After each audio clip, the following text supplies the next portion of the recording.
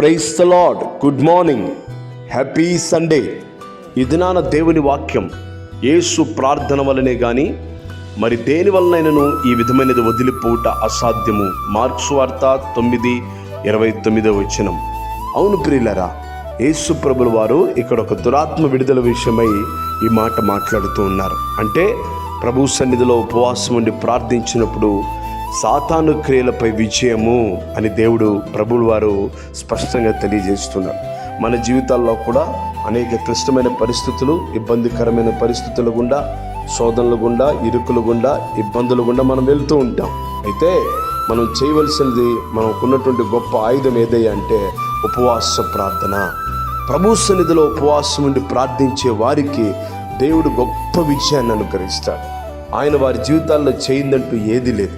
కనుక ప్రభు సన్నిధిలో ఉపవాసం ఉండి ప్రార్థించి దీవెనలు పొందుకుందాం. ఆమేన్.